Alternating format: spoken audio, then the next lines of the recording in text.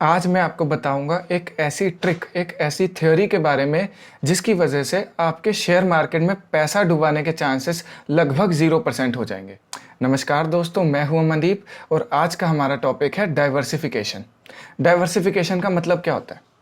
हम ये सुनते हैं अक्सर, एक कहावत है बड़ी अच्छी, don't put all your eggs in one basket. एक उदाहरण के लिए समझते हैं। एग्जाम्पल के लिए आप ये समझ लीजिए, आपके पास कुछ गोल्ड, कुछ कैश आपके घर में अवेलेबल है और आप वो सारा पैसा एक ही जगह, चाहे किसी लोकर या किसी भी एक पर्टिकुलर जगह पर रख देते हैं। अब भगवान ना करे किसी रीज़न से वहाँ पर चोरी हो जाती है, चोर आ जाते हैं, तो कितने परसेंट चांसेस हैं कि आपका सारा का सारा पैसा चोरी हो जाएगा एक साथ?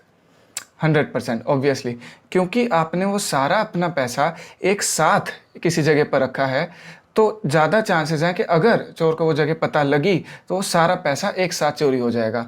लेकिन उसकी जगह अगर आप अपने पैसे को अपने घर की अलग अलग जगह रखते तो उससे चांसेस थे कि एक दो जगह के अलावा बाकी सारी जगह आपका पैसा सेफली बच जाता।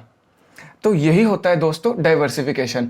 डाइवर्सिफिकेशन का मतलब जब हम अपने पैसे को डिफरेंट डिफरेंट जगह इन्वेस्ट करते हैं ताकि उससे होने वाले लॉसेस को हम कम से कम कर सके, रिड्यूस कर सके। अब मैं आपको बताऊंगा किस तरीके से पोर्टफोलियो को डाइवर्सिफाई किया जाता है। दोस्तों, पोर्टफोलियो का मतलब वो बैग जिसमें आपके सारे शेयर्स पड़े हैं।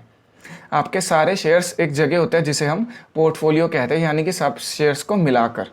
तो दोस्तों, अपने पोर्टफोलियो को डाइवर्सिफाई करना क्यों ज़रूरी है? इसका मतलब हमें अलग अलग कंपनी के शेयर्स, अलग अलग सेक्टर के शेयर्स को अपने पोर्टफोलियो में रखना चाहिए, जिससे कि बाय चांस अगर हम कोई गलती करते हैं जिसकी वजह से हम एक गलत शेयर चूज़ कर लेते हैं और फ्यूचर में वो ज़ीरो भी हो जाता है, तो हमारे पूरे पोर्टफोलियो पे ज़्यादा फ़र्क ना पड़े, ज़्यादा लॉस हमें बेयर ना करना पड़े। और अल्टीमेटली अगर हम अपने पोर्टफोलियो को अच्छे से डाइवर्सिफाई करते हैं तो हमारा लॉस होने का चांस लगभग ख़त्म हो जाता है।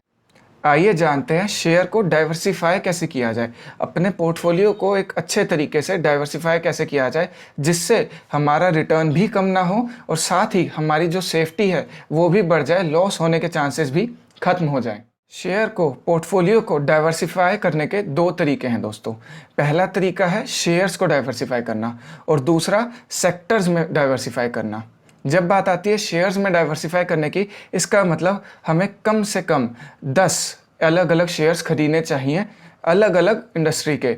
अब अलग अलग शेयर्स खरीदने से क्या होगा, अगर हमारा कोई एक शेयर कम हो जाता है और अगर हम उसे मैक्सिमम 10% तक का वेटेज देकर चलते हैं, तो अगर वो शेयर डूब जाता है, कम हो जाता है, ज़ीरो हो जाता है, तो हमारे ओवरऑल पोर्टफोलियो पे ज़्यादा फ़र्क नहीं पड़ेगा, क्योंकि हमने उसे सिर्फ 10% तक का ही वेटेज देकर चले हैं हम।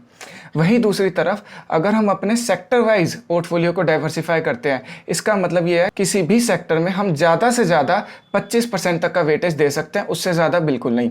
अगर हमने मान लो 4 अलग अलग सेक्टर्स में पैसा अपना लगाना है, IT sector, banking sector, FMCG sector या कोई और सेक्टर, तो उसमें हमें मैक्सिमम 25% से ज़्यादा का वेटेज देने की बिल्कुल ज़रूरत नहीं है, ताकि अगर किसी भी न्यूज़, किसी भी खबर की वजह से किसी पर्टिकुलर सेक्टर में एक अच्छी गिरावट अगर हो जाती है तो हमारा पूरे पोर्टफोलियो पे उसका बहुत बड़ा असर ना पड़े और मैक्सिमम 25% तक का ही हमारा लॉस हम बियर कर सकते हैं। उम्मीद है आपको समझ आया होगा।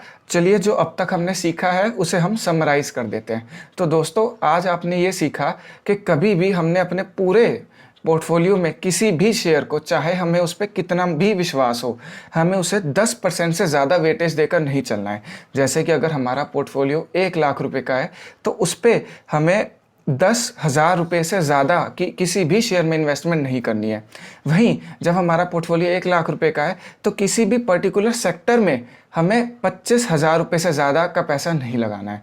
इसकी वजह से जब भी फ्यूचर में किसी भी तरीके का शॉर्ट टर्म गिरावट, शॉर्ट टर्म लॉस हमें देखने को मिलता है किसी शेयर में या किसी सेक्टर में, तो हमारा ओवरऑल पोर्टफोलियो उससे ज़्यादा हार्म ना पहुँचे, हमारे पोर्टफोलियो को ज़्यादा नुकसान ना हो।